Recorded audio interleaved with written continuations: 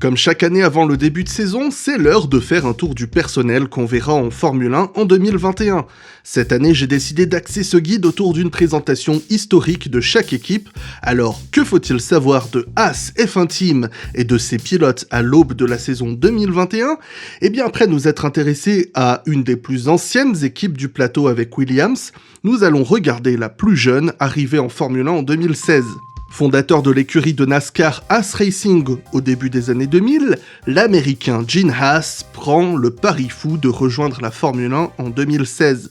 Avec un petit budget, un nombre d'employés ridicule par rapport aux autres équipes, Haas a cependant un plan pour ne pas devenir une énième écurie de fond de grille qui va vite disparaître. Il signe un partenariat avec Dallara pour la construction des châssis et avec Ferrari pour fournir le moteur et autant de composés techniques et aérodynamiques que le règlement le permet, au point où très vite la Haas est surnommée la Ferrari B.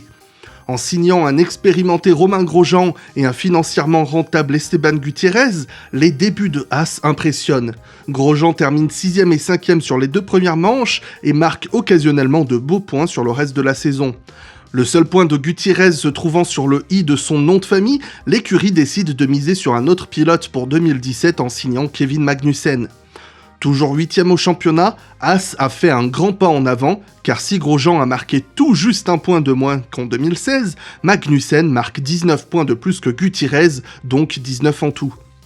L'équipe s'illustre en 2018 en luttant pour la 4e place du championnat et finissant 5e avec en point d'orgue le Grand Prix d'Autriche où Grosjean et Magnussen enregistrent le meilleur résultat de l'équipe en finissant 4e et 5e.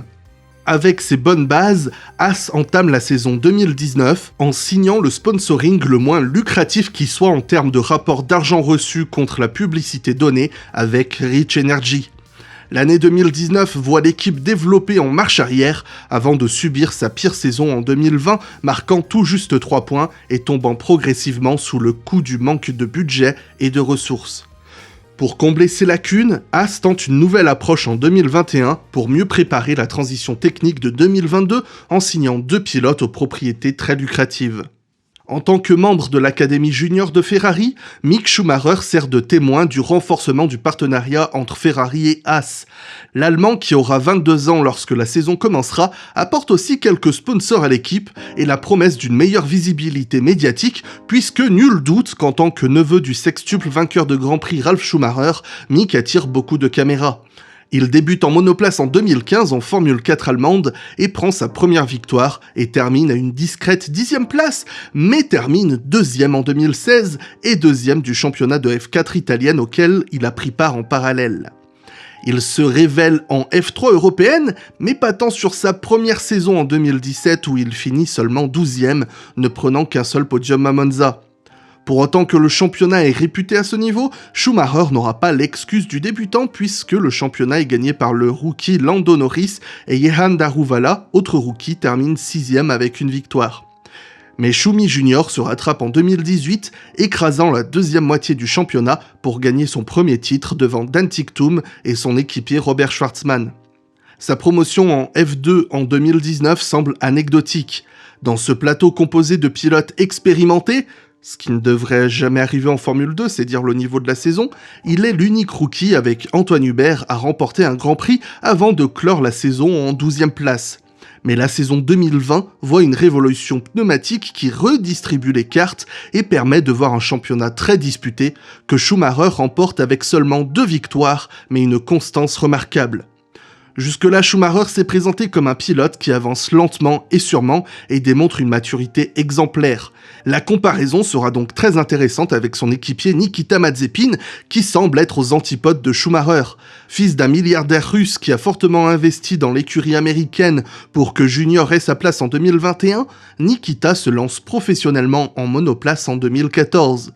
Il ne se fait vraiment remarquer qu'en 2016, lorsqu'il se fait bannir d'une course de F3 européenne après avoir frappé Callum Ilott à la fin d'une séance d'essai. Le Britannique s'en sort avec un cocard et une mâchoire cassée, mais faut reconnaître que c'est un peu de sa faute parce qu'il avait gêné Mazepin lors de son tour rapide. Malgré tout, 2016 n'est pas une si mauvaise année que cela pour lui, puisqu'il découvre la Formule 1 en devenant pilote développement de Force India et prend sa première victoire lors d'une brève apparition en Formule 3 britannique. Fin 2017, il est annoncé en GP3 chez Hart, mais jusque-là, rien de bien brillant dans sa carrière. Un total de une seule victoire et 6 podiums, et sa réputation de pilote payant qu'il ne faut pas gêner en essai libre. Mais cette saison 2018 est la révélation, puisque pour sa première saison, il se bat pour le titre, prend 4 victoires et 8 podiums, et échoue deuxième du championnat à quelques points de son équipier Antoine Hubert et devant son autre coéquipier Callum Ilott. Et ils ont une petite histoire ces deux-là. Il passe en Formule 2 en 2019, mais comme je le disais plus tôt, c'est une saison vraiment difficile pour tous les rookies. Et 2020 est de nouveau la confirmation lorsqu'il occulte son équipier, ou devrais-je dire son dinosaure de coéquipier Luca Ghiotto, et se distingue en piste avec de belles attaques brutales mais propres, enfin des fois, parce qu'il cumule un total de 11 points de pénalité sur cette seule saison, donc à 1 point près, il avait une course de suspension. Ouais. Malgré tous ces points noirs, Nikita se joint dans la lutte au titre, mais termine 5e avec 2 victoires et 6 podiums. Une année de transition et d'apprentissage pour Haas en vue. L'équipe est consciente de sa situation et sait que 2021 va être pénible sur beaucoup de points. Mais avec un duo prometteur qui a beaucoup à apprendre, Haas a clairement sacrifié cette saison 2021 pour arriver en 2022 avec une structure déjà réorganisée et qui pourra reprendre la belle progression qu'elle avait démontrée jusque-là.